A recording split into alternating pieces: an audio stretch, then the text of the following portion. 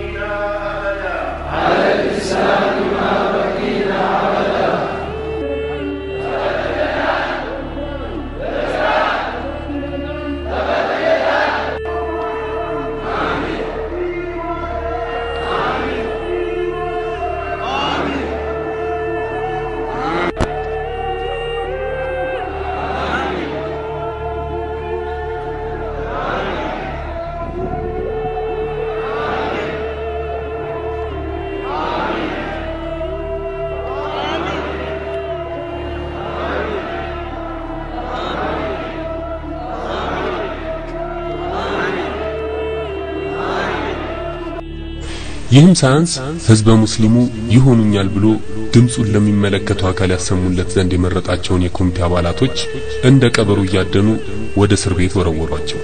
የመንግስት ሚዲያዎችም የተለመደ የሐሰት ወንጀላቸውን እየለፈፉ ያለ ጥፋታቸው ጥፋት አበጁላቸው።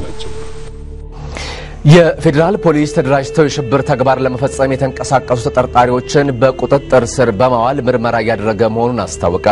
ፖሊስ የሽብር ተግባሩ የውጭ ኃይሎች እጅ እንዳለበት የሚያሳይ ማስረጃ ማግኘቱንም የፌደራል ፖሊስ ኮሚሽን ዋና ዳይሬክተር ወርቅነህ ገበየው ገልጸዋል። በዚህ ጉዳይ በዋናነት ሲመሩ የነበሩ ዋና ግለሰቦች በቁጥጥር ስር ውለዋል። አሁን መጀመሪያ ላይ ፕሪሊሚናሪ ምርመራችን የሚያሳየው ይሄንን እንቅስቃሴ ቀድሞ ሊመሩ የተዘጋጁ ግለሰቦች ናቸው ይሄን ሲያደርጉ የነበሩ። ስለዚህ በቀጥታ ከአጠቃላይ የአክራሪነት እንቅስቃሴው ጋር ጉዳዩ የተያያዘ መሆኑን በአሁን ደረጃ ያለው ምርመራችን ያሳያል። ኮሚቴዎቻችንን በአሸባሪነት ወነጀሏቸው አክራሪዎችና ከውጭ ኃይሎች ጋር ግንኙነት ያላቸው እየተባሉ በሚዲያ ተጠለጠሉ። ይህ ሁሉ ግን ግልጽና ቀላል የሆነውን የሙስሊሞችን ጥያቄ መልስ ያገኝ ዘንድ ስለደከሙ እንጂ አሸባሪ ይሁን ከሽብር ድርጅቶች ጋር ግንኙነት ያላቸው ወይንም እንደሚወራው እስላማዊ መንግስት ለማቋቋም እየጣሩ እንዳልነበረ ከራሳቸው አንደበት እንኳን እንደ ውዳሴ የሚደጋግሙት እንደነበረ ሁሉም ያውቀዋል። እኛ የሸሪዓ መንግስት ይተዳደርልን ጥያቄያችን አይደለም። የሸሪዓ መንግስት ይታወጅልን ጥያቄያችንን ፍላጎታችንን አይደለም አላቀረብንም። እስላማዊ መንግስት ሸሪዓዊ መንግስት የሚሉ ጥያቄዎች የትኛው ደብዳቤዎቻችን ላይ ነው የተንጸባረቀው? የትኛው ያወሊያ መድረክ ላይ ነው የተንጸባረቀው? እኛ እንኳን ሸሪዓዊ መንግስት አይደለም ሙስሊሞች ካላቸው ተቋም አንዱ የሸሪዓ ፍርድ ቤት ነው። ሸሪዓ ፍርድ ቤት ይጠናከርልን ይሻሻልልን ብለንም አልጠየቅም። ህዝቡ የፈረመበትና ያቀረበው ጥያቄ እያንዳንዱ ፒቲሽን ላይ ያለው ግልጽና ቀላል ነገሮች ናቸው። እነዚህ ብቻ አይደሉም የሙስሊሙ ማህበረሰብ ጥያቄዎች። ነገር ግን አሁን እኛ እንደ ኮሚቴ ተወከልንበት ጥያቄዎች ስለሆኑ ይሄንን ጥያቄ ይዘን እየሄድን ያ ካልሆነ በስተቀር በቃልም ይሁን በጽሁፍ በጣም ግልጽ በሆነ መልኩ እነሱም እንደገለጹት ጥያቄያችሁ ንጥር ብሎ ወጣ ግልጽ ጥያቄ ነው ብለውናል። ይሄን ያህል ንጥር ብሎ ወጣ ግልጽ ጥያቄ በሂደት ሊድበሰበስና ሌላ ቅርጽ ሊይዝ አይችልም። ከጀርባው የታሰበለት ዓላማ ሌላ ካልሆነ በስተቀር አሸባሪነት ጋር ስንሄድ ይህም ሙስሊሙ ማህበረሰብ የሚወክል ነገር አይደለም። ይህን ተወካይ የሙስሊሙ መፍትሄ አፈላላጊ ኮሚቴን በዚህ መፈረጅ ማለት በመላው ክልል ይህንን ደግፎ ፊርማ በመፈረም ከዛም ውጪ ደግሞ በተለያዩ እንቅስቃሴዎች ድጋፉን እያሳየ ያለ በሚሊዮን የሚቆጠር ሙስሊምን መወንጀል ነው። ህዝቡም ይሁን ኮሚቴው ከዚህ የጸዳ መሆኑ ለመንግስትም ግልጽ ነው ብለን እናምናለን። የሚለጠፉ ወንጀላዎች ካልሆኑ በስተቀር አክራሪነት ህገ መንግስቱ ስለሚከለክል ወይም ደግሞ መንግስት እርምጃ ስለሚወስድበት ብቻ ሳይሆን እስላምም ስለሚከለክለን የማናደርገው ነገር ነው። በእስላም የተወገዘ ነው። በህገ መንግስቱ ቢፈቀድ እንኳን የማናደርገው ነገር ነው። ሌላው የሚባለው ነገር ደግሞ ከተለያዩ አፍራሽ ኃይሎች ጋር ኮሚቴው ይንቀሳቀሳል የሚል ይነሳል በተለያዩ ሚዲያዎች ላይ። እነዚህ ሚዲያዎች ይህንን ነገርን በሚናገሩበት ጊዜ ተጨባጭ የሆነ ማስረጃ ይቀርና ተጨባጭ የሆነ መረጃ እንኳን ኖሯቸው አይደለም እየተናገሩ ያሉት። ይሄንን ሲያደርጉ ስላየን፣ ይሄንን ሲሰሩ ስለሰማን፣ ይሄንን ስለጻፉ፣ ይሄን ስለተናገሩ የሚል አንዳች ማስረጃ ሳይሆን መረጃ እንኳን እየተናገሩ ሳይሆኑ እንዲሁ ከስሜታቸው ተነስተው እየተናገሩ ያሉ አንቀጾችን በሙሉ መሰረት ያደረገን አንቀጽ 90 ንዑስ 2ን ያገናዘበ መሰረታዊ ነገርን ይዞ የተነሳ ሰው እንዴት ተብሎ ነው የሃይማኖት መንግስት ሊያቋቁም ነው ወይም የሃይማኖታዊ ፖለቲካ አጀንዳ አላቸው ተብሎ ሊባል እንዴት ተብሎ ነው የሚችለው? ሁለተኛ ሽብርተኝነት የሚባለው ነገር ከማንም በላይ በእስልምና ውስጥ አማኙ ራሱ ነው የሚዋጋው። ስለዚህ እነዚህ ወንጀላዎች በአጠቃላይ መነሻ የሌላቸውና ይህንን ህገ መንግስታዊ ጥያቄን ለመመለስ በህገ መንግስታዊ መሰረት ስለሚገደድ ያካል ያንን መመለስ ሳይፈልግ ስቀር ጥያቄውን ሌላ አቅጣጫ እንድኖረው፣ ሌላ ይዘት እንድኖረው፣ ሌላ መልክ እንድኖረው የማድረግ ጥረት እንጂ ጥያቄው ሃይማኖታዊ ብቻና ብቻ የውስጥ ጥያቄ ብቻና ብቻ እንደሆነ ማንም ሰው ያውቀዋል። ኮሚቴዎቻችን እኛ የመረጥናቸው ንጹሃን ሰዎች ናቸውና ይፈቱልን በማለት ድምጹን ለማሰማት በዕለተ ቅዳሜ ሐምሌ 14 ቀን በአንዋር መስጂድ ቁጥር ስፍር የሌለው ህዝብ ተመመ። የመብት ጥያቄውንም ከዚህ ቀደም ያደርግ እንደነበረው የማንንም ሰላምና ጸጥታ ሳያደፈርስ በአንዋር መስጂድ ቅጥር ግቢ ውስጥ ተወስኖ በሰላማዊ መንገድ ድምጹን ያሰማ ጀመረ። ኮሚቴዎቻችን አስቸኳይ ይፈቱ! ኮሚቴዎቻችን አስቸኳይ ይፈቱ! በኮሚቴዎቻችን አንደራደርም!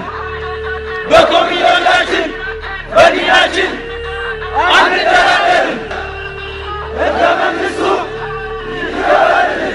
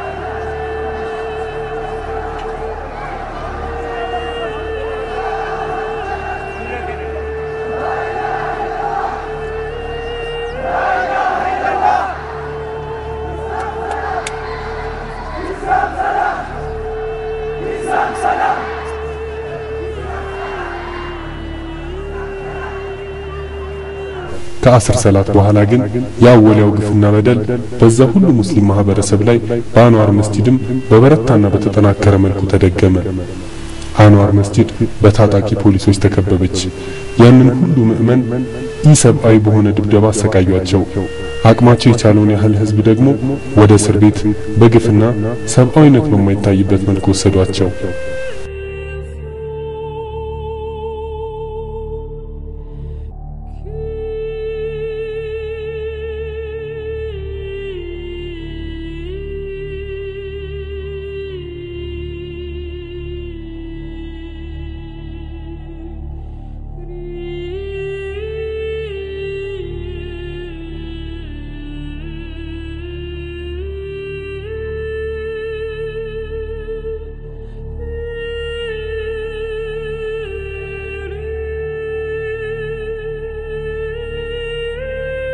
ሁለተኛው ቀን ማለት የረመዳን ሁለተኛው ቀን ቅዳሜ ቀን ዙር እንደሰገድን ጥቂት ሰዎች ኮንቴነሩ ላይ ወጥተው ኮሚቴዎቻችን መታሰራቸውን ገለጹልን። በዛው ወቅት እኛም ተሰባስበን እኛ መረጥናቸው ስለነበረ በዛው አብረን ከነሱ እየተከተልን ተክቢራና እነሱ ይፈቱ የሚል ቃል ማሰማት ጀመረ። አስራዛን ካለ በኋላ ሰገድን በሰላም። ከዛ በኋላ ሁለቱ በር ተዘግቷል። በአንዱ በር ነበር መውጣት ያለባችሁ ተባለና በአንዱ በር እንድንወጣ ተደረገ። በቅድሚያ ሴቶችን በሺ የሚቆጥሩ ሴቶችን ነበር በቅድሚያ ለሴቶች ተባለና ቢያንስ 50 70 70 የሚሆን ተከፋፍለን ወጣን። ብቻ ወደ ውጭ ለመውጣት ራሱ ያስፈራል። የሆነ ጦርነት ከተማ ምትገባ ነው ይመስል ከመስጊዱ ሲወጣ ልክ ትልቅ ጦርነት ውስጥ ምትገባ ነው ይመስል እንኳን ሌላ ነገር አይደለም። ሲቪል የለበሱ ፖሊስ ብቻ ነው ያሉት። በጣም ብረት ለበስ ፊታቸው የተሸፈነ ትልልቅ መሳሪያ ተሸከሙ ዙሪያውን በሙሉ ታጥቀው እነዛ በማጠገባቸው ማለት ያስፈራል እንኳን አይደለም። ከግቢ ለቀለ ወጣ ለማህበረሰቡ በጣም በሚያሳስብ ሁኔታ እነዚህ ሁኔታዎች አልፎ ለመጨረሻ ላይ አሱር ሰግደን የወጣ ነው። ወጣን በኋላ አስፋልት ላይ አስተኝተው አብዛኛውን የተወሰኑ የፈለጉትን በተለይ ጺም ያለውን ሱና ምልክት ያለበትን ሰው ሱሪ ያሳጠረ ካለ እንደዚህ ኮፊታ እስላማዊ ኮፊታ ያለበት ሰው ካለ በቃ እንደ ሎተሪ ያነሱ ወዱ ላይ የተበደሩ ነበር መኪና ላይ ቢጫቸው ልክ እንደወጣ ነው። ሰኞች በቀኝ አስፋልት ላይ ሴቶች በቀኝ አስፋልት ላይ ተባሉና ተገደሉ። ወንዶች ደግሞ በግራ አስፋልት ላይ ተባሉ። ልክ በግራ አስፋልት እየሄድን እያለ ልክ ሁዳ ጫፍ ፒስ መብራት የሚባለው አንዋር ፊት ለፊት ስንደርስ ተቀመጡ ተባልና በዱላ መደብደብ ጀመረ። ተቀመጥን። ምንም ማድረግ አንችልም። ሁሉም ወጣ። ማሻአላህ የዛን ሰዓት መዲና አንጻ አንዋር ፊት ለፊት መዲና ነው መሰለኝ የሚባለው እዛ ላይ ካሜራ ማታ አለ። ፊት ለፊታችንም የካሜራ ማታ አለ። ከዛ እዛ ተቀምጠን እያለ ይመጣሉ ፖሊሶች ከመሃላችን ላይ አላህ ይወፈቃቸው ጺም ይሰጣቸው አሉ፣ ኑር ይሰጣቸው አሉ፣ ሱሪያቸውን ያሳጠሩ አሉ። ረሱልን ስናይ የሚከተሉ እነዛን ሰዎች ከመሃላችን እየመነጨቁ ጺማቸውን እየያዙ እየወሰዱ አስፋልት ላይ ያስተኛቸው ወደ ላይ ይደበድባሉ። ሴቶች ኒቃብ የለበሱ ነበሩ። እነሱም ራሳቸው አልቀርም ሴቶች እየሳቡ ይመጣሉ። እጅግ በጣም ትግስት የሚያሳጣ ነበር የሚደረገው ስራ እዛ ቦታ ላይ። ብቻ እንትን ይመስላል የእምነት ጦርነት ነው የሚመስለው። በሐቅ ለመናገር የሚያደርጉት ፖሊሶች ትክክለኛ ለህጉ ተገዢ ይመስላል ነበሩ ማለት እነሱም የእምነት እንትን የተሰማቸው መስሎ ነበር ሲደበድቡ ነው የነበሩት። ክራቸውን አንገታቸው ላይ አውጥተው እናንተም ብሎ ሙስሊም እናንተማ ስልጣን አትይዟትም። ሞባይል በቃ ደስ ያለው ሞባይል የሚቀሙበት የዘረፋ ሂደት ነበር የተካሄደ። ዘረፋ ማለት ይቻላል። በቃ ጥሩ ሞባይል ያዘ ሰው ካለ አንተ እሱ ሞባይል ቀርጸ ነው አይደል? እኪሱ ፊት ለፊት ሲያስገባት ያዋለ ሰው ግን ህይወቱን ማዳን ስለሚፈልገው ስለ ሞባይል ያስብ ነበር።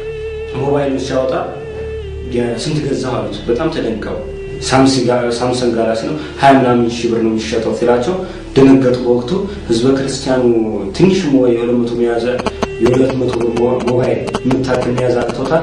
አንተ ጋላክሲ ትይዛለህ ብሎ በዛ ሰዓት አንድ ለዱላ ሰጥተውታል። በሱ ሁኔታ የሆነ መኪና ጋር ለዩለ ብቻ ለይተውን ቁጭ በል አንተ ያገሩት ጠንክ አንተ ሰላም ተብዬ አላሁ አክበር ይርዳ። እኛ ተመጣጣኝ ተወሰነ ከዛም ማለት ነው የሚመርጡት። እኔ እንዳየሁት አብዛኛውን ጺምና ሱሪን እያዩ ነው የመረጡት። እናም እኛ አንዳንድ የነጠሩ ወደ መኪና ጫኑ፣ ከመኪና ወደ መኪና እየጫኑ እየመቱ ነው የሚጭኑት። መኪና ላይ ወጥተን ፒካፕ ትንሽ አንድ አትርፎ ሚሽን ላይ በሱ ላይ የተጨፈጨፈ የተቻለው በሰደፍ ያቡት በሰደፍ ይቻል በዱላ የተጨፈጨፈ ወረድን። አራተኛ የሚባል ፖሊስ ጣቢያ ድረስ አወረዱ። እኛ መኪና ተራ ደርሶት እኛን ማውረድ ከመጀመሩ በፊት ከቀድሞን ያለው መኪና ላይ ማለት ነው ሰዎች ሲደበደቡ ድምጽ ይሰማ ነበር። እዚህ እኛን የጫንበት መኪና ላይ ያሉት ፖሊሶች ራሱ ይሳሳቃሉ። ምን ይላሉ? በለው ያምራል ይላሉ። በቃ እዚህ ላይ ያለው ድንጋጤ ተፈጠረ። በቃ ለየት ያለ ነገር እንደሚጠብቀን አወቅን። ከዛ በኋላ በቃ መኪናው ተራችን ደርሶ ሲያወርዱን የአራተኛ ፖሊስ ጣቢያ አስፋልቱ ላይ ነው ያወረዱን። ከዛ ጀምሮ ውስጥ ድረስ አንድ 50 ሜትር የሚሆን በሁለት ረድፍ ሰርተው አዲስ አበባ ፖሊሶች አሉ፣ ፌደራሎች አሉ፣ እንደገና ደግሞ ደህንነቶች አሉ ሲቪል የለበሱ ሁለት ሰልፍ ረድፍ ሰርተው በመሃል ነው የሚያስኪሩ። ከዛ በኋላ የቻሉትን ያክል ይቀጠቅጣል ማለት ነው። በዛ ባህል ነው የምታልፈው። ዱላ ከቀኝ ከግራ ያርፍባል እያረፈበት። ከቻልክ መጨረሻ ድረስ ትሄዳለህ፣ ካልቻልክ ደግሞ በመሃል ትወርቃለህ። ወርቀዋል ብለው የሚተው ነገር የለም። እየቀጠቀጡ ራሳቸው አንስተው እዛ መጨረሻ አካባቢ ከወደቁት ሰዎች ጋር ይቀላቅለዋል ማለት ነው። አንደኛው ጀምራ ፒካፕ ጋር ያለው ተነስሎ ሲማታ ሌላው እየተቀጠለ ይማታል። ሁሉም እየተቀባበሉ በዚህ አይነት ሁኔታ በመሃላቸው ቦታ መምረጥ የለም። መምታት ከስር ከግርጫ እስከ ጭንቅላት የሚቀር ቦታ የለም። ከወደቅም በለው የወደቀ እዛው እንደከሰረ ነው። በቃ ሲጨፈጨፍ ነው የሚነሳው። በዛው በመሃል የተቻለ ብር የተሰበረ በቃ የተጨፈጨፈ ሄዳል። የሚያመልጥ የለም። በዛ መሃል በዱላ መምረጥ የለም። ከዛ ያሚመታል መጨረሻ መካከል ላይ ስትደርስ 4 ትር ባንድ ላይ አረፈብኝ። ከዛ ካረፈብኝ በኋላ ወደኩ በቃ ተንገራግጄ የተነሳው በለው እየተባለ አራተኛ ፖሊስ ጣቢያ ገባሁ። ለየት ያለ ቲያትር ነበር የሚታየው ነበረው ማለት ነው። ሰው ላይ የሚያሳርፉት ዱላ ለሽማግሌው፣ ለህፃናቱ፣ ወጣቱ ብለው የሚለዩት ነገር የለም። ሁሉንም የቻሉትን ያክል ይቀጠቅጡታል። ይሄንን ተግባር እኔ ምናልባት በቴሌቪዥን ነው ያየሁት ሶሪያ ላይ እንደዛ ሰው ሲደበደብ ማለት ነው። የቻሉትን ያክል ይቀጠቅጡታል።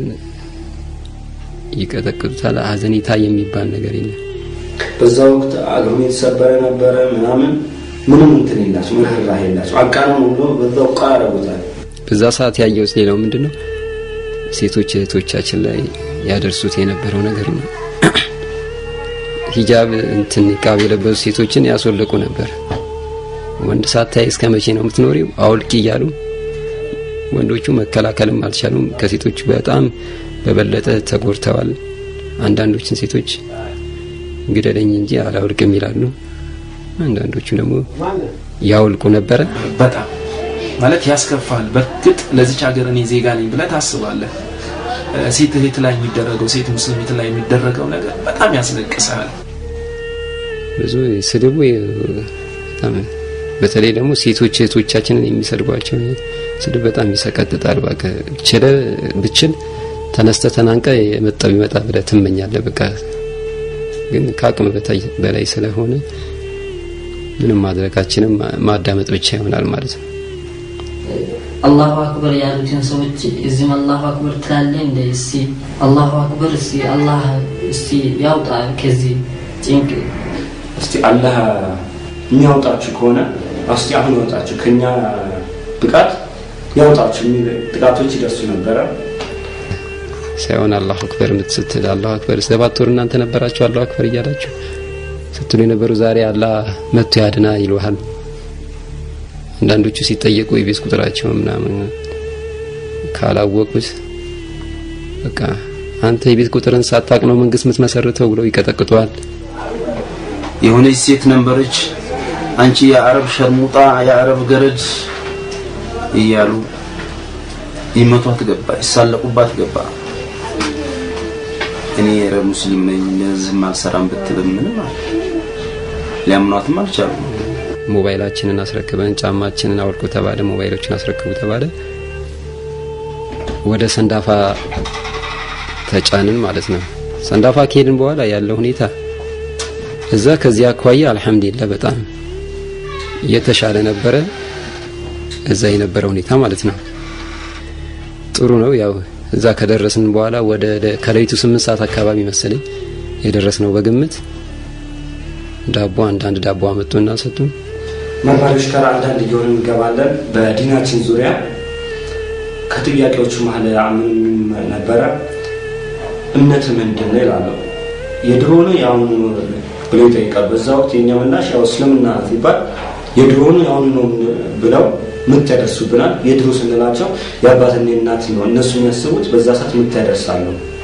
ያሁን እንድንላቸው የሚፈልጉት አሁን የመጣው ስለዚህ በግዴታ ያው ግማሽ ያሁን ነው ይላል። እስልምና ብሎ በቤተነከረ ትንሽ ዱላው ጭማሪ ይደረግለታል። እሱ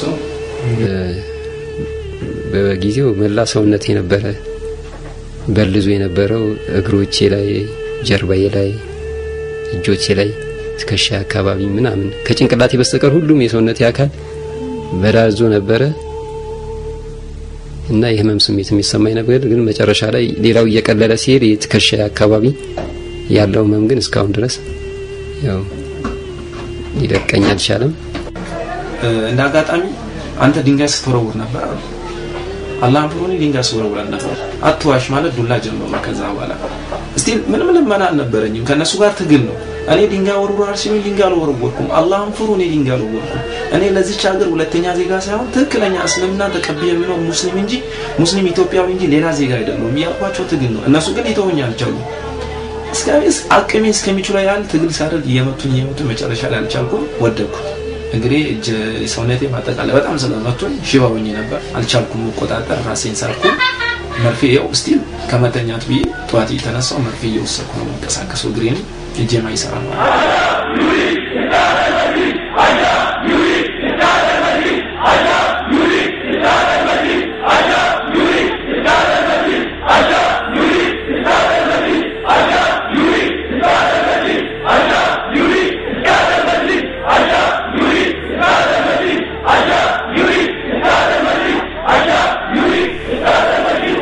የሚያስደንቀው ግን የመንግስት የህዝብ ሙስሊሙን የመብት ጥያቄ ከምንም ሳይቆጥር በተቃራኒው ማንገላታትና ማሰቃየቱ እንዲሁም ለእስርና ለእንግልት መዳረጉ ሳያንስ ከዚህም በላይ የሚያስደንቅና ምናልባትም የንዴት ሳቅ የሚያስቅ ድራማ በተለመደው የውሸት ማስተላለፊያ በሆነው የኢትዮጵያ ቴሌቪዥን ማቅረባቸው ተመልካቹን ጉድ አሰኘ። የፌደራል ፖሊሶችና ታጣቂዎች የአንዋር መስጂድን ትርምስና ሁከት ካቀጣጠሉ በኋላ ነበር ድራማውን ለተለመደው የሐሰት ዘገባ በሚያመች መልኩ የተጫወቱት። ዜናውንም በሚከተለው መልኩ አቀረቡት። በታላቁ አንዋር መስጊድ የረመዳን ጾም ሰላት ላይ የነበሩ ሙስሊም ምዕመናንን በኃይል በማገት ረብሻ ለመፍጠር የተደረገው ሙከራ ሙሉ በሙሉ መክሸፉን የፌደራል ፖሊስ አስታወቀ። ሃይማኖትን ሽፋን በማድረግ ፖለቲካዊ ፍላጎታቸውን ለማሳካት የሚንቀሳቀሱ አክራሪዎች ዛሬ በታላቁ አንዋር መስጊድ የ7 ሰዓቱን ስግደት ከመካሄዱ በፊት ቀድመው በመጠራራት መስጊድ ውስጥ ተሰባስበዋል። ሙስሊሙ የጸሎት ስነ ስርዓቱን ከፈጸመ በኋላም በሰላም ወደ ቤት ሊመለስ ሲል እነዚሁ ፖለቲካዊ አጀንዳ ያላቸው ጥቂት አክራሪዎች ለማገት መሞከራቸውን የፌዴራል ፖሊስ አስታውቋል። አክራሪዎቹ ህዝበ ሙስሊሙ ጸሎት ለማድረስ በተሰባሰበበት ወቅት ለአመጽ የሚያነሳሱ የተለያዩ መፈክሮችን ሲያሰሙ ቆይተዋል። የፌዴራል ፖሊስና ሌሎች የጸጥታ አካላትም ኃላፊነት በተሞላበት መንፈስ አክራሪዎቹ ከድርጊታቸው በመታቀብ ወደ ሰላማዊ መንገድ እንዲመለሱና በኃይል ህዝበ ሙስሊሙን ለማገት የሚያደርጉትን እንቅስቃሴ እንዲያቆሙ ጠይቀዋል። በእርግጥ በሚዲያ የተላለፈውን ውሸትና የክስተት ማዛባት እንዲሁም ወንጀላዎችና ድራማዎች ሁላችንም እንደተመለከትነው አይን ያወጣ ቢሆንም በዕለቱ በአንዋር መስጂድ ከታገቱና ለእስርና ለእንግልት ከበቁት ወንድሞች መካከል አንዱ በዚህ ጉዳይ ላይ የሚከተለውን ይለናል። በአዲስ አበባ ዛሬ በታላቁ አንዋር መስጊድ የረመዳን ጾም ሰላት ላይ የነበሩ ሙስሊም ምዕመናንን በኃይል በማገት ረብሻ ለመፍጠር የተደረገው ሙከራ ሙሉ በሙሉ መክሸፉን የፌዴራል ፖሊስ አስታወቀ። በጣም ውሸት ነው። ሲጀመር እኛ በግድ አይደለም እዛ ግቢ ውስጥ የተሰበሰብነው። ተሰብስበንም ምንም ያደረግነው ህገወጥ እንቅስቃሴ የለም። መስጊድ ውስጥ ሆነ የማንንም መብት ሳንጋፋ መስጊዳችን ውስጥ ጥያቄያችንን አቅርበናል። ይሄ ደግሞ ወንጀልም አይደለም፣ ምንም የተፈጠረ ችግርም የለም። ችግር ግን የፈጠሩት ራሳቸው ናቸው። በታግተው ምናምን ተሰበሰቡ ነው እየተባለ ያለው። እኛ ታግተን አይደለም። ራሳችን ኮሚቴዎቻችን በብዙ ነገር ህዝቡ መርጧቸው እዛ ቦታ ላይ የተቀመጡ ኮሚቴዎችን ከማሰር የበለጠ ምንም አይነት ጫና ሊደርስብን አይችልም። ይሄ ጫና ደርሶብን እኛ ድምጻችንን አሰምተን ኮሚቴዎች እንዲፈቱ ብቻ ነው ጥያቄ ያቀረብነው። ሃይማኖትን ሽፋን በማድረግ ፖለቲካዊ ፍላጎታቸውን ለማሳካት የሚንቀሳቀሱ አክራሪዎች ዛሬ በታላቁ አንዋር መስጊድ የሰባት ሰዓቱን ስግደት ከመካሄዱ በፊት ቀድመው በመጠራራት መስጊድ ውስጥ ተሰባስበዋል።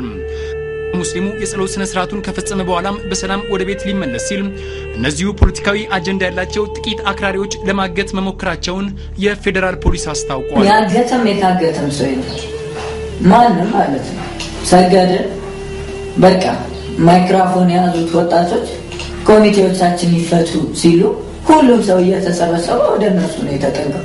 ምክንያቱም ከመሀከላችን ማንም ኮሚቴዎቻችን እንዳይፈቱ የሚፈልግ አንድ ሙስሊም ወጣት መጀመሪያ የሙስሊሙ ጥያቄዎች መፍትሄ አፈላላጊ ኮሚቴ ብሎ ራሱን የሰየመው ቡድን አመራር አካላት በህግ መሰረት በቁጥጥር ስር ውለዋል።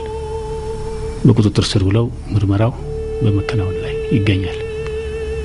የዚሁ ህገወጥ ቡድን አባላት የሆኑ ጥቂት ግለሰቦች ዛሬ በታላቁ አንዋር መስጊድ ህዝበ ሙስሊሙ በሰላም የዙር ሰላቱን ጨርሶ ሊወጣ ሲል ከመስጊዱ አትወጡም ብለው በኃይል ነው ያገቱት። በሚሊዮን የሚቆጠር ሙስሊም ሰው ፔቲሽን ላይ ፈርሞ የመረጣቸውን ኮሚቴዎች ህገወጥ በማለት የነሱ አባላት የሆኑ አንዳንድ ግለሰቦች አባላት ማለት ሲጀመር እኮ የሆነ ነገር ተቋቁሞ የዛ የተቋቋመው ድርጅት ወጣቶች ምናምን በቃ ለዛ የሚሰሩ ማለት ነው። እኛ እንደዚህ አይነት ምንም አይነት ችግር የለብንም፣ አባልም አይደለንም ምናምን። እኛ ሙስሊም ነን። በቃ ኮሚቴዎቻችን ሙስሊሞች ናቸው። እነሱ ሲታሰሩብን ለምን ታሰሩ ጥያቄ ለማቅረብ ነው መስጊድ ውስጥ የተሰበሰብነው። አለቀ። ችግሩን የፈጠሩት ራሳቸው ናቸው። እዚህ ጋር ግን የሚሉት ችግር ፈጣሪ የሆኑትን ሰዎች ይዘናል ነው የሚሉት። ይሄ በጣም የተለያየ ነገር ነው እና የማይመስል በር ላይ ሰዎች ተሰብስበው ምናምን አንድ 7 የሚሆኑ ወጣቶች እጅ ለእጅ ተያይዘው አትውጡ አይነት ነገር ነው ያደረጉት። በጭራሽ እንደዚህ አይነት እንቅስቃሴ እኛ መስጊድ ውስጥ በነበርንበት ሰዓት አልነበረም። ይሄንን ቪዲዮ ካያችሁት እንደው ማንም ሰው ግቢ ውስጥ የለም፣ ባዶ በር ላይ ነው። ስለዚህ ለድራማ የተቀረጸ መሆኑ በጣም ግልጽ ነው። አክራሪዎቹ ህዝበ ሙስሊሙ ጸሎት ለማድረስ በተሰባሰበበት ወቅት ለአመጽ የሚያነሳሱ የተለያዩ መፈክሮችን ሲያሰሙ ቆይተዋል። ለአመጽ የሚያነሳሱ መፈክሮችን አይደለም እኛ ስንልም የነበረው እስከ ዛሬ ነው የተባለው። በጭራሽ እኛ ለአመጽ አንነሳሳም። እኛ አመጽም አንፈልግም። ኮሚቴዎች ይፈቱ፣ አህባሽ ይወገድልን። በቃ የማንፈልገው አይነት ሃይማኖት እኛ እስከ ዛሬ የኖርንበት ኢስላም ውስጥ ገብቶ እንዲዘባረቅብን አንፈልግም ነው በቃ። ያንን ነው የምናንጸባርቀው የምንጠይቀው።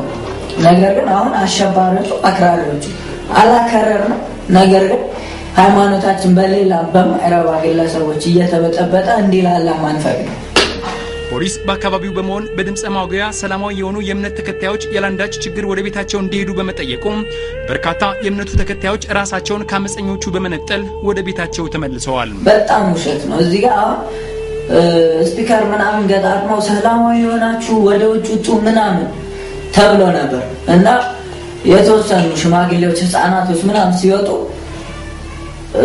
ወጣቶች አብረው ወጥተዋል። ሜቢ ፈርተው ምናምን ይወጡ ሊሆን ይችላል። እነዛ ግን ዝም ብለው ወደ ቤት አልተለቀቁም። እንደውም የባሰ ከኛም የባሰ በጣም ተቀጥቅጠው ነው ወደ 4ኛ ፖሊስ ጣቢያ የሄዱት። በሚገርም ሁኔታ እየተደረገ ያለው ነገርና ሚዲያ ላይ እየተዘገበ ያለው ነገር በጣም 100% የተለያየና ውሸት ያዘለ ነገር ነው። ፖሊስ እንዳለው ትግስት በተሞላበት ሁኔታ ወደ መስጊዱ ሳይገባ አድማውን ያላንዳች ጉዳት በተሳካ ሁኔታ መቆጣጠር የተቻለ ቢሆንም አድመኞቹ ግን በፖሊስ ላይና በአካባቢው በሚገኙ ንብረቶች ላይ ድንጋይ በመወርወር ጉዳት አድርሰዋል። እንወጣ በሙሉ ነው የደበደቡት። እንግዲህ እኛ እዛው ውስጥ በነበረን ጊዜ ውስጥ ነው መስጊድ ውስጥ ነው ጥያቄያችንን የሚያቀርቡት። ስንያዝ መስጊድ በር ላይ ነው የተያዝነው። ስንሄድ ከመስጊድ በር ላይ ነው በመኪና ይዘው ሄዱ። እንግዲህ እዚህ ጋር ማን ባሲስ በር ምናምን እኛ ምንም እናውቀው ነገር የለም። ከየት መቶ ባስ ተሰበረ ምናምን በሚባል ምክትል ኮሚሽነር ግርማ ካሳ የተካሄደው ህገወጥ እንቅስቃሴን ፖሊስ ወደ መስጊድ ሳይገባና ምንም ጉዳት ሳይደርስ ማክሸፍ መቻሉን አረጋግጠው ችግሩም የተፈጠረው ፖሊሶች ወደ መስጊድ ለመግባት ባደረጉት ጥረት ግብግብ ተነስቶ በሩም የተዘጋው ፖሊሶችም ፌደራሎችም ከዛ በኋላ ነገሩን አክብረው መንገዱን ላዘጋግተው አካባቢው ላይ የከበቡት ፖሊሶች ወደ መስጊድ ለመግባት ባደረጉት ጥረት የተነሳ የተፈጠረ ችግር ነው። የዚህ ቡድን ጥያቄ ሃይማኖታዊ አይደለም፣ ፖለቲካ ነው። ኢትዮጵያን ለማተራመስ ነው። ፖለቲካዊ ጥያቄኛ አንስተን ማናጥም አንጠይቅም አልጠየቅንም። እኛ ጥያቄያችን አንድና አንድ ነው። ኢስላም የነበረ ያለ ሃይማኖት ነው።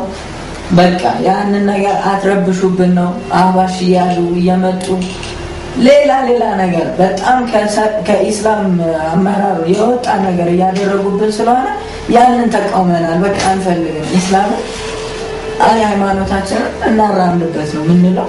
ነገር ግን አይደለም ሰላም የሚነፍግሰው አንድ ሰው መጥፎ ጠረን ኖሮት ህብረተሰብ ውስጥ እንዳይቀላቀል ሁላ የሚከለክል ሃይማኖት ነው ያለን እና ይህን ያህል በጣም ጠንቃቃ ሃይማኖት ነው ያለን። እኛ ሀገር አንረብሽም። ሁልጊዜም በሰላም ነው የምንጓዘው። አሁንም ቢሆን ሃይማኖታችንን አይንኩብን። አህባሽ ምናምን አንፈልግም። በነፃነት በሰላም ሀገራችን ላይ ሃይማኖታችንን ይዘን ከቀጠለ እንደውም ለሀገራችን በጣም ብዙ ነገር መስራት እንችላለን።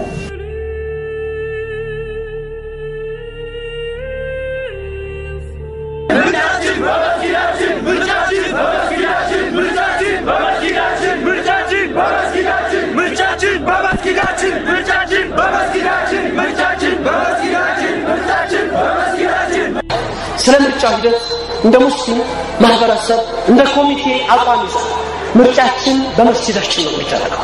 ከዛ ውጭ ወዴትም አንመለስም።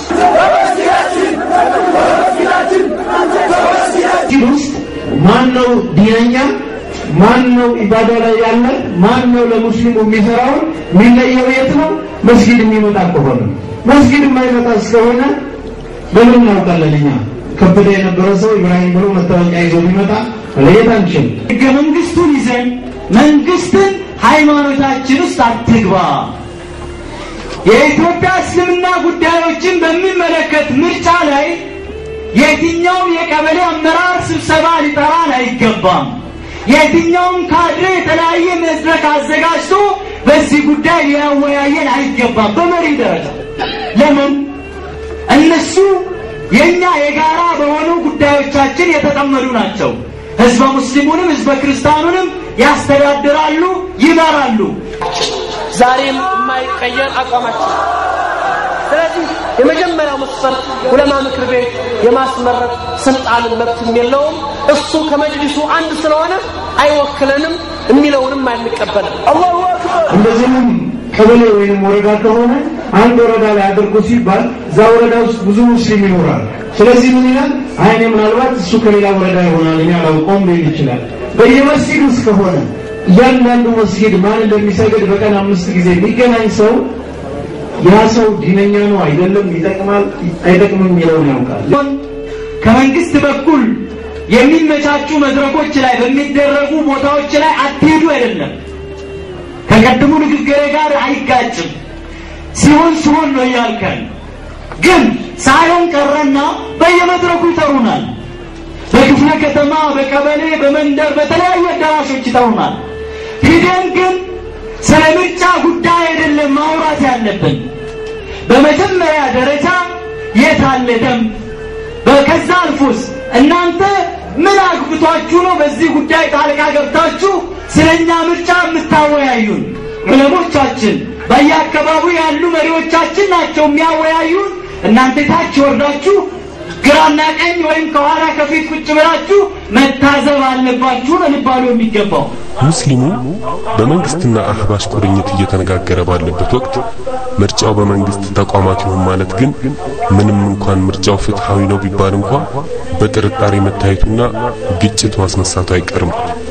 ከዚህም አልፎ መንግስት በምርጫው ዙሪያ እንኳን እንደተለመደው የሙስሊሞችን አንድነት በመከፋፈልና ጎራዎች አድርጎ በማቅረብ ምርጫ ውስጥ መግባት የለባቸውም ያላቸው ወገኖች እንዳሉ የሚያሳይ ደብዳቤ ለየክልሉ የገባ በመሆኑና ይኸው ደብዳቤ በሙስሊሙ እይታ ስር በመውደቁ ምርጫው ያለምንም አሻሚነት ኢፍትሃዊና መንግስት በመጅሊስ እንዲቀመጡ የመረጣቸውን እንጂ ህዝበ ሙስሊሙ ይሁንኛል ያላቸውን እንደማያገኝ ምስክር ነው። ስለሆነ ይህ ተግባር በመታወቁና ህዝበ ሙስሊሙ እያወገዘው በመሆኑ በጥያቄው መሰረት ምርጫው ፍትሃዊ ይሆን ዘንድ በመስጂድ እንዲሆን ትግላችን እስከ መጨረሻ ይሆናል።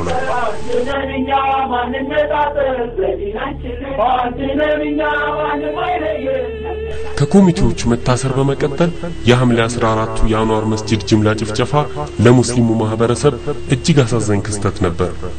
እነዚህ በሺዎች የሚቆጠሩ ወንድሞች ገና በረመዳን ወር መጀመሪያ የዚህ አይነቱ ጣፋንታ ሲገጥማቸው በእርግጥ ያሳዝናል።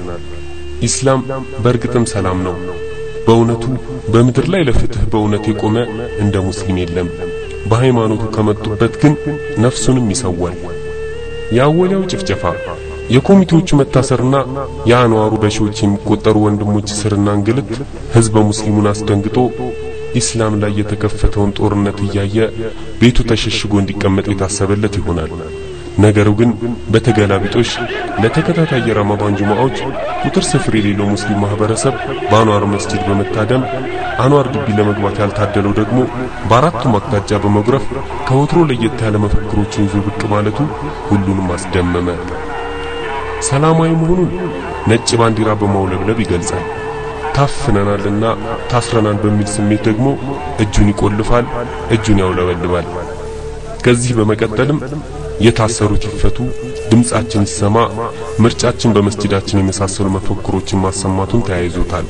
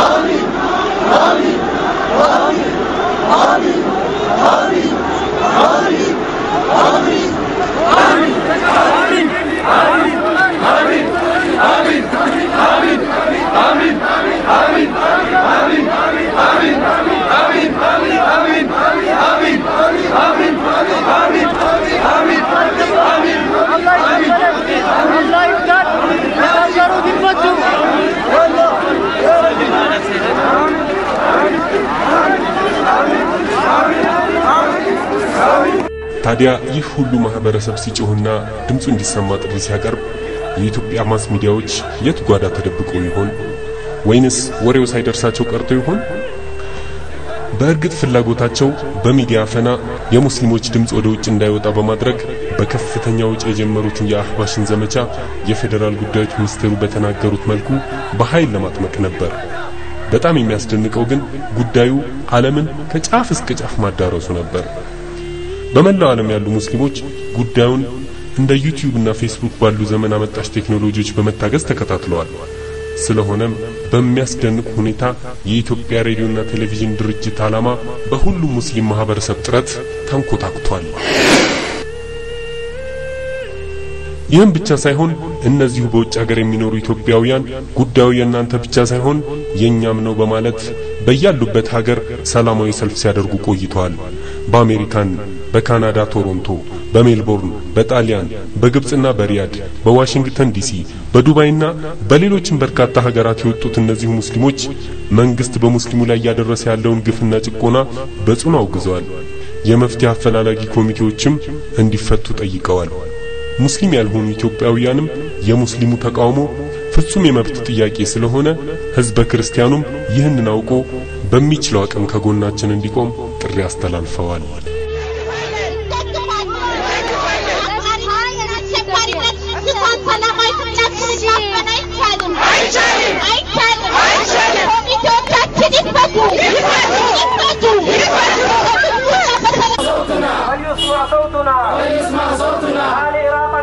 المسلمين في إثيوبيا لا لدراسة فليسمع صوتنا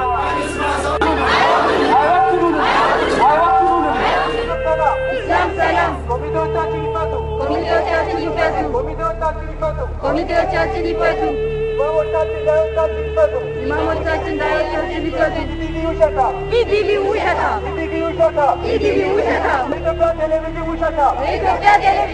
fighting extremism and terrorism to suppress the peaceful Muslim movement, and we want American government to know that and stop supporting this repression. Muslims are dying, are in thousands being jailed.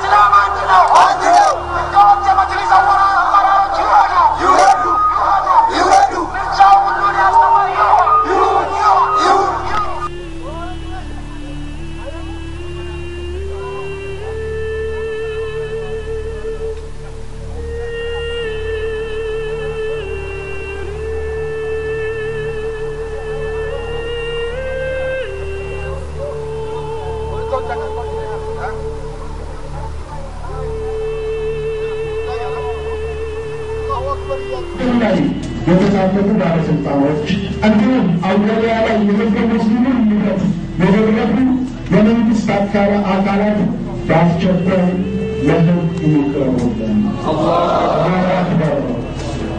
ስምንት ሙስሊሙ የሃይማኖት መሪዎችን በቀረበ ሳይሆን በየመስጊዱ የመምረጥ መብቱ ይከበርላቸው።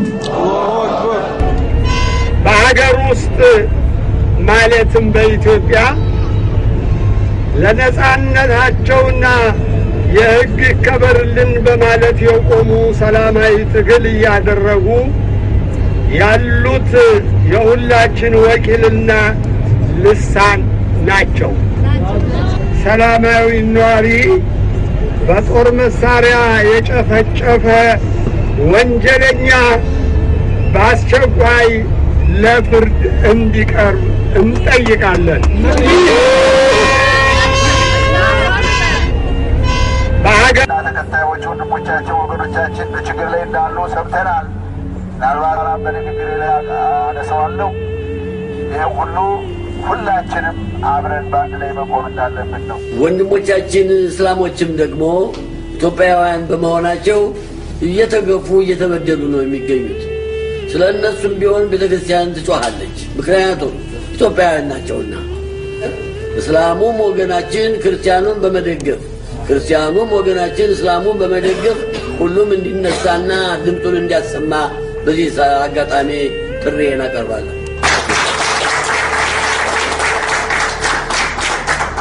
ከመቶ 200 ሺህ በላይ በአንዋር መስጊድ በሐዋልያ በሌላም ቦታ የተሰለፈውን ጥቂት አይደለም። ሁሉም ሙስሊም ተነስቶ ያለው በመረጥነው እንመራ ነው።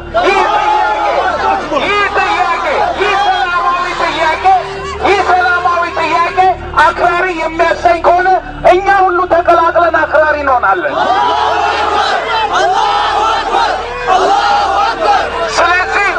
ስለዚህ ከሙስሊሙ ጥያቄ ጋር ሁሉም ኢትዮጵያዊ አብሮ እንዲቆም ዛሬ እኛ እዚህ ቆመን እነዛ የሙስሊም የመፍትሄ አፈላላጊ ኮሚቴ አባሎች በየእስር ቤቱ የሚደርስባቸውን በደል አንዴ ቃስቡት። አብረናቸው በመቆም ነፃነታቸው እስኪታወጅ ድረስ በፍጹም ጥያቄያችን የማይቆም መሆኑን ዛሬ እናረጋግጣለን።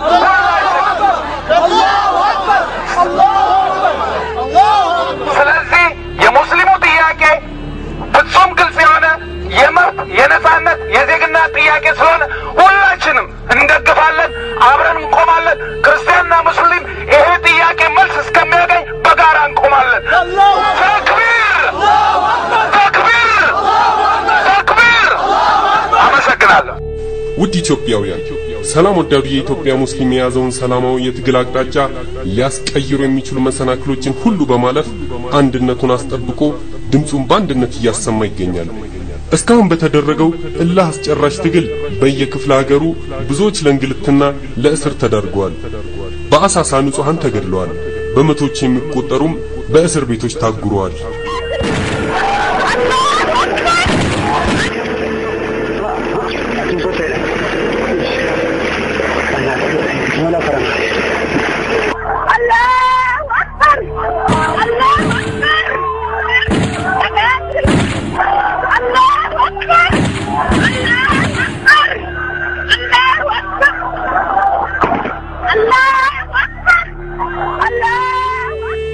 በመቱ በሻሸመኔ በምጽዋና በአዲግራት ከተሞች በተመሳሳይ መልኩ ብዙዎች ታስረዋል፣ ተንገላተዋልም። በዛም ምሽት የትግሉ ማዕከል በሆነችው አወሊያና በእለቱ በተለያዩ መስጂዶችና ጎዳናዎች ላይ የተፈጸመው ዘግናኝ ጭፍጨፋና በቁጥጥር ስር በዋሉ ሙስሊሞች ላይ የተፈጸሙ የመብት ጥሰቶች የቅርብ ጊዜ ትውስታዎች ናቸው። ይህን ተከትሎ የተነሳውን ህዝበ ሙስሊሙ በፊርማው ከወከላቸው የመፍትሄ አፈላላጊ ኮሚቴ አባላት አብዛኞቹን እንዲሁም ህዝበ ሙስሊሙን በማገልገል ላይ የነበሩ ብዙ ኡስታዞችንና ዳኢዎችን በማሰርና በሽብር በመወንጀል የሙስሊሙን ትግል ለማዳፈን የተደረገው ንቀት የተሞላበት እርምጃ እነርሱንም ለመያዝ በተደረጉ እንቅስቃሴዎች በቤተሰብ አባላት ላይ የተፈጸሙ ግፎች ሁሉ ጠባሳቸው አልሻረም። በአንዋር መስጂድና በአካባቢው የፌደራል ፖሊስ ባደረሰው ጥቃቶች ከ1000 በላይ የሚሆኑ ሙስሊም ወንድሞችና እህቶች ላይ በሰንዳፋ የፖሊስ ማሰልጠኛ እንዲሁም በአራተኛና በማዕከላዊ እስር ቤቶች እጅግ ዘግናኝና ሰብአዊነት የጎደለው ድብደባና ስቃይ ደርሷል። ሙስሊሙ ስሜት ውስጥ እንዲገባ የሚያደርጉ ሃይማኖትን የማጥላላትና የመዝለፍ፣ ኒቃብና ሂጃብን የመቀማት፣ ጺም የመጎተትና የመንጨት አልፎም የማላገጥ ተግባሮች ሁሉ በፌደራል ፖሊስ ተፈጽመዋል። ለጾታዊ ጥቃት የተዳረገችው እህትም ከሙስሊሙ አእምሮ ፍጹም የማይጠፋ ጠባሳ ሆኗል። ይህ ትግል በዚህ ይቋጫል ብለው ያሰቡት የመንግስት አካላት ምዕመናንና ኮሚቴዎችን በማሰር ድምጹን የሚያረግቡ ቢመስላቸውም ይልቁንም የሙስሊሙ የትግል ወኔ እንደ አዲስ አብቦ ሰላማዊነቱን ይበልጥ በማጉላት በረመዳን የተለያዩ ጁማዓዎች ተቃውሞን አሳይቷል። እነርሱም ግፋቸውን በማጠናከር በደሴና ከሚሴ የተከበሩ አዛውንት ኡስታዞችንና የመስጂድ ኢማሞችን ጨምሮ ከ1000 በላይ ሰዎችን በማሰርና በማንገላታት ሰላማዊውን የመብት ጥያቄ መንግስት ግፍ በተሞላበት አረመናዊ እርምጃ ለማዳፈን በመጣር ላይ ነው። አሁንም ድረስ አክራሪና ሽብርተኛ የሚሉ ታፔላዎችን በመለጠፍ ከየቤታቸውና ከስራ ገበታቸው እየታገዱ በመታሰር ላይ ያሉ ሙስሊም ወንድሞችና እህቶች ቁጥራቸው በመጨመር ላይ ነው። ጩኸትን ለማዳፈን ሙስሊም ጋዜጠኞችን በሽብርተኝነት መወንጀልና ህትመቶችን ማገድ መፍትሄ ይሆናል ብሎ ያሰበው መንግስት ለሙስሊም የሚጮሁ ጋዜጦች፣ መጽሔቶችና ድህረ ገጾችን በማገድ እንዲሁም የአህባሽ ጋዜጣን የሆነችውን አልቁድስን ብቻ በማስፋፋት ሰላማዊ የመብት ጥያቄን ለማፈንና መጤ የሆነውን እምነት ለማስፋፋት ያደረገው ጥረት ሳይሳካ ቀርቶ የትግሉ ምንነትና የመንግስት ጭቆና ለዓለም ይፋ ሆነ። በዓለማችን አሉ የሚባሉት የሰብአዊ መብት ተሟጋች ድርጅቶች አምነስቲ ኢንተርናሽናል እና ሂዩማን ራይትስ ዎች የኮሚቴዎቹና የጥያቄዎቹን ህጋዊነት እንዲሁም የተፈጸሙ ግፍና ሰቆቃዎችን በመጥቀስ የታሰሩ ሰዎች እንዲፈቱና የኢትዮጵያ መንግስት በሙስሊሙ ማህበረሰብ ላይ የከፈተውን የመብት ረገጣ እንዲያቆም ጠይቀዋል።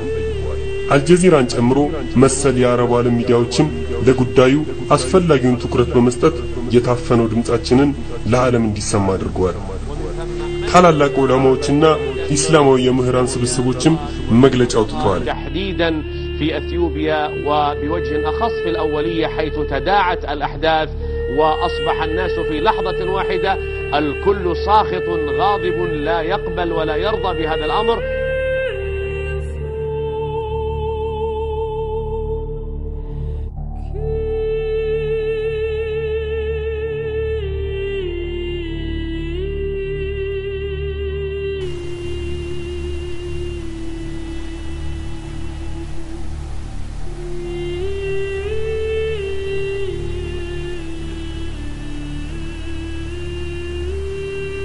በተከበሩ የረመዳን ሌሊቶች ከተለያዩ አቅጣጫዎች ለኢትዮጵያውያን ሙስሊሞች ዱዓ ተደርጓል።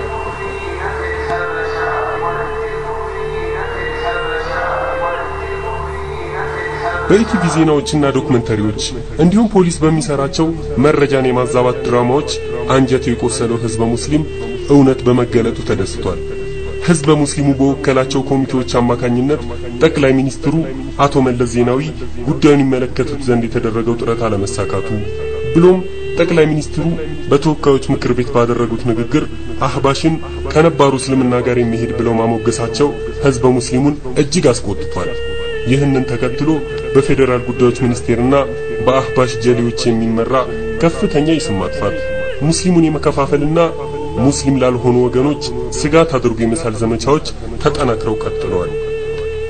ይህ እጅግ ፈታኝ የሆኑ ከባድ ሰቆቃዎችን ያሳለፍንበት የዘንድሮ ረመዳን የተቋጨው ግን ትግሉ ከተጀመረ አንስቶ አንድም ቀን የዜና ሽፋን ያልሰጠውን የኢትዮጵያ ቴሌቪዥንን ያሳፈረና የሙስሊሙንም ቁጣ ሳይወድ በግዱ እንዲዘግብ ባስገደደ ደማቅ ተቃውሞ ነበር።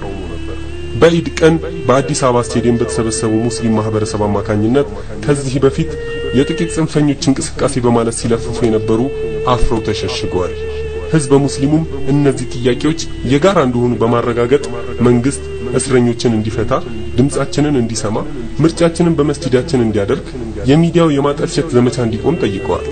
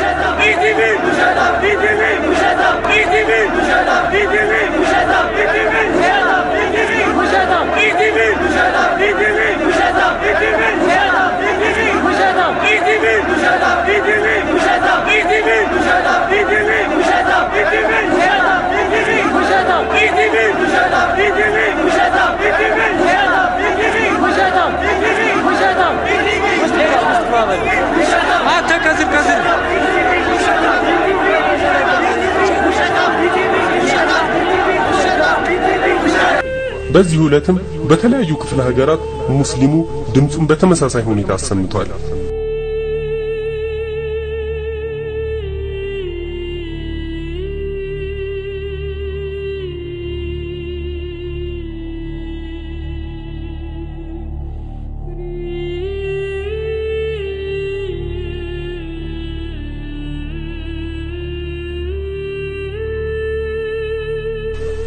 እስካሁን የታዘብናቸው አንኳር ስህተቶች ኢትዮጵያዊ ሙስሊም በኢትዮጵያነቱ ልዩ የሚያደርጉት የራሱ ሰላማዊ አካሄድና መገለጫዎች እንዳሉት እየታወቀ በሌላ ዓለም የሚታዩ ክስተቶችን ሽፋን በማድረግ በጸረ አክራሪነት ስም እስልምናን ቀይቶ እንደ አዲስ ለመፍጠር መንግስት መሞከሩ የነገሩ ጅማሮና የስህተቶች አውራ ተደርጎ ይወሰዳል።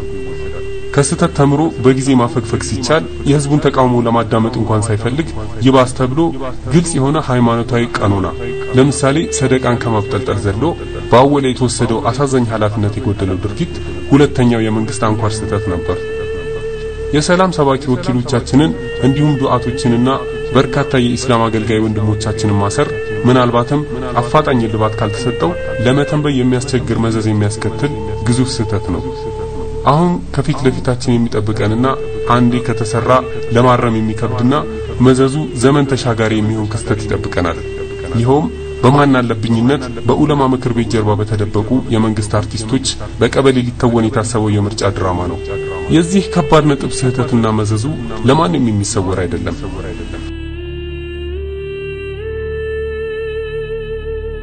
ከኢድ በኋላ ምን እየጠበቀን ነው? የኢድ ተቃውሟችን መሰረታዊ ዓላማው በመረጃ ጦትና በተሳሳተ መረጃ የመብት ጥያቄያችንን ምንነትና ሂደት ለመረዳት እድሉ ላላጋጠማቸው ወገኖች እድሉን ለመስጠት ነበር። ውጤቱ ግን አውቆ ከተኛው ተከሳሽ ውጪ ሁሉም የጉዳዩ ባለቤትና መተንፈሻ ያጣ የታፈነ ድምጽ መያዙን ያሳየው። በአንዋርና በአወላ የነበሩት ትዕይንቶች የሥራ ፈቶችና የመርካቶ ቦዘኔዎች ብለው የተሳለቁ አውቆተኞች ሚሊዮኖች ሆነን በኢድ አደባባይ የወጣነውን ከየሰፈሩ የተሰባሰቡ ከ60 የማይበልጡ ዱርዮች በማለት በየወረዳው በጠሯቸው ስብሰባዎች ዘልፈውናል። ይህ ሁሉ እውነታውን አይደብቀውምና እኛ ከኢድ በኋላ የምንጠብቀው ወሳኝ ጉዳዮች አሉ። አንደኛ፣ በበታች ሰራተኞችና የተዛባ መረጃ የተሳሳቱ የበላይ አለቆች እውነታውን ግልጥልጥ እንዳለ እንዲረዱት። በአንድ ወቅት ክቡር አቶ መለስ ዜናዊ የመረጃና የደህንነት ባለሙያዎችን በሰበሰቡበት ወቅት ሀገሪቱን የምንመራው እኛ ሳንሆን እናንተ ናችሁ። እናንተ ትክክለኛ መረጃና ህዝባዊ የመፍትሄ አቅጣጫ ከተቆማችሁን እኛም ሀገሪቱን በትክክለኛው አቅጣጫ እንመራለን። ይህ ሳይሆን ቀርቶ በቤታችሁ ወይንም በድራፍት ቤት በተፈበረከ መረጃ ከሞላችሁን እኛም ሀገርና ህዝብን ያህል ክቡር ነገር በተሳሳተ አቅጣጫ እንመራለን ነበር ያሉት። በእኛ ጉዳይ ላይም ይህ ነገር ለመከሰቱ በርካታ ማሳያዎች አሉ። 300 ሺህና 400 ሺህ ስንሆን አልነበሩም ወይንም በጣም ጥቂቶች ነበሩ ሲባል ሚሊዮኖች ሆነን ስንወጣ ደግሞ አንዳንዶች ጥያቄ ያቀረቡ በሚል ሀገርን የሚንድ መረጃ በመዘገብ ድምጻችንን ለማፈን እየተሰራ ነው። ተቃውሞ በተቀጣጠለበትና ህዝባዊ መሰረቱ ከምንም ጊዜውን በላይ በጸናበት ወቅት ህዝቡን ከህገወጥ ቡድን የመነጠል ስራው ስኬታማ ሆኗል እያሉ የጥፋት መንገድን ለመንግስት ያመላከቱ አሉ። በጠቅላይ ሚኒስትሩ ሞት የተሰማንን ሐዘን እንግለጽ በሚል ሰበብ ህዝቡን ሰብስቦ ህገወጥ ያስመራጮች ምርጫ ለማካሄድ የሚያስገድዱ ሆዳደሮች ብሔራዊ ክህደት ሲፈጽሙ እያየን ነው። እኛ ግን ከኢድ ማግስት ጀምሮ የምንጠብቀው እውነታው ከማንም ሳይደበቅ ይፋ ሆኖ ጥያቄዎቹ የመላው ሙስሊም መሰረታዊ የመብት ጥያቄ እንደሆነ ታይቷልና በዚህ አግባብ የሚረዱን ቅን የመረጃ ባለሙያዎችና ኃላፊነት የሚሰማቸው መሪዎች ነው። ሁለተኛ፣ በዓላማ ቢለያይም ኢህአዲግ በ1997 ተከስቶ ከነበረው ህዝባዊ ቁጣ ትምህርት በመውሰድ በቀጣይ ጊዜያት በወሰዳቸው የማስተካከያ እርምጃዎች በ2002 የተገኘውን አንጻራዊ እርቅ እኛም እንጠብቃለን። መንግስት በአደባባይና በጠራራ ፀሐይ ስህተት ሰርቷል፣ ህዝበ ሙስሊሙንም አስቆጥቷል። ህዝቡም መንግስት ከስህተቱ እንዲታረም ከበቂው በላይ ተጣርቷል፣ ከበቂ በላይም ጠብቋል።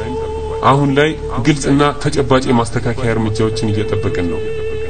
በሰሩት የህዝብን ፍላጎት የመጠበቅ ስራ ተኩራርተው ክቡር አቶ መለስ ከ2002 ያልተጠበቀ የምርጫ ድል ማግስት በአብዮት አደባባይ ባደረጉት ንግግር ለዚህ ድል የበቃ ነው በሚል መንፈስ ምስጋናችንን እንገልጻለን፣ እጅም እንነሳለን እንዳሉት ሁሉ አሁንም እየጮኸ ያለው በደል ያንገሸገሸው ንጹህ ህዝብ ነውና በሰላማዊነቱና በትዕግስቱ ምስጋናን፣ ለጥያቄዎቹ ምላሽ እንዲሁም ለበደሉ ካሳ ይጠብቃል። መንግስት የአብዛኛውን ህዝብ አብዛኛውን ፍላጎት ለማርካት ይሰራልና እምነት ነክ ጉዳዮችና የቤታችን አስተዳደራዊ ጉዳይ ለኛ ይተውልን ሲል አብዛኛው ህዝብ ጠይቋል። ይህንን የተገነዘበ አፋጣኝ ምላሽም ለጊዜው ይፋዊ ተቃውሞን ገብ በማድረግ ኃላፊነት በሚሰማውና ሀገረኛው ግን በማክበር በትዕግስት እየጠበቀ ነው።